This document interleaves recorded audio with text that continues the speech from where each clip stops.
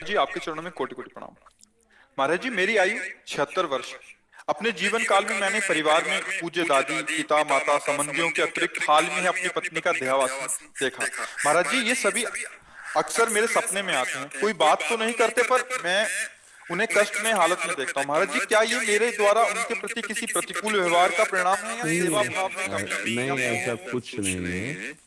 ये स्वप्न तीन प्रकार के होते हैं। एक होता है जिनसे हमारा मानसिक संबंध रहा है, बिना किसी कारण के कल्पनात्मक उनके दृश्य उपस्थित करना। एक होता है जिनका कोई अस्तित्व नहीं, ऐसा स्वप्न आना। और एक होता है भागवतिक, किसी महापुरुष का आगमन होना। ये सत्य के अंतर्गत आता है। वो आपको निर्देशन या आपको दुलार या जो भी आज्ञा, वो सत्य होता है। अब ये मन बहुत से संस्कारों से, संबंधियों से जुड़ा है। तो आप देखो, कोई इतना ही स्वप्न थोड़ी आता है, कितने स्वप्न आते हैं जिनका कोई मतलब नहीं है। ऐसे ही ये परिवार के सने संबंधियों का जो आता है, उससे दुख सुख का लेना देना नहीं है। हाँ, ये जरूर है कि हम अपने जीवित अवस्था में कर्तव्य का उनके साथ पालन किया कि नहीं किया। अगर किया तो धन्य है, अगर नहीं किया तो अब कर लेना चाहिए। उनके प्रति नाम जप करना, उनके प्रति दान पुण्य करके उनको प्रदान करना। जैसे पिता है या पितामह है, ये हम यहाँ से जो भी दान पुण्य करेंगे, जो भी अनुष्ठान कराएंगे, वो ट्रांसफर हो जाएगा, उनको पहुंच जाएगा। ऐसा विधान है। इसीलिए परिवार में चाहा जाता है कि कोई हमारे हो जो कम से कम हमें दान कर सके, पानी दान कर सके, अन्न दान कर सके, या कुछ ऐसा। जैसे नहीं, पिंड दान कहा जाता है कि भाई पिंड दान करने वाला तो कोई हो। तो आप अपने पूर्वजों के लिए जो किए हैं वो आपको पता है, व्यवहार कैसा किया।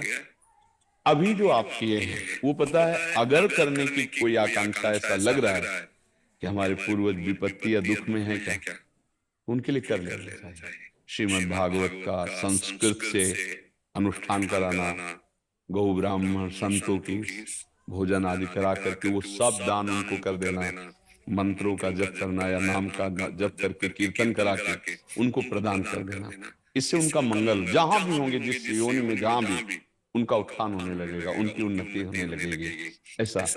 और खास भगवान या भगवान के भक्तों के सिवा स्वप्न में जो कुछ, सब मिथ्या ही होता है। जैसे आप स्वप्न में देखते हैं मैं ये कर रहा हूं, मैं ये कर रहा हूं, तो कुछ होता है क्या? कुछ नहीं होता।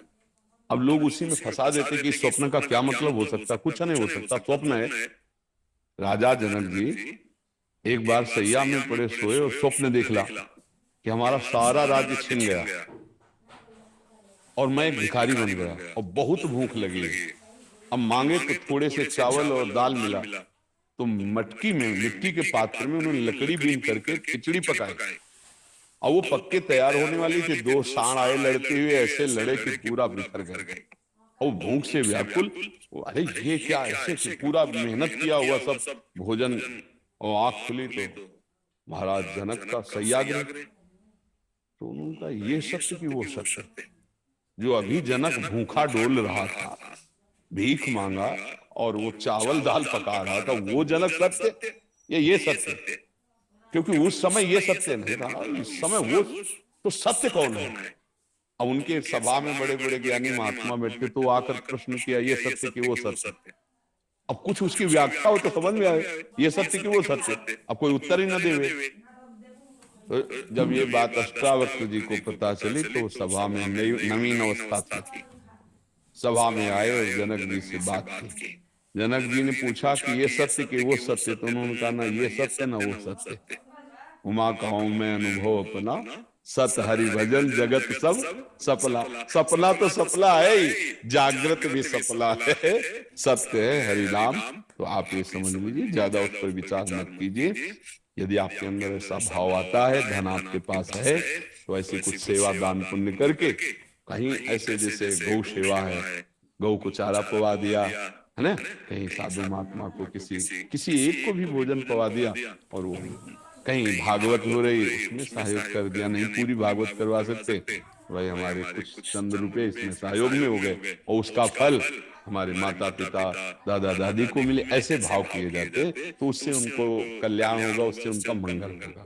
खुद नाम जप करे, मान लो एक बार एक माला में 108 नाम होते हैं, और 108 नाम जप करके हमने दे दिया कि हमारे बाप को प्राप्त हो, हमारे बाबा को प्राप्त हो, हमारी माँ को प्राप्त हो, तो उनको प्राप्त हो जाएगा, उनकी उन्नति होगी।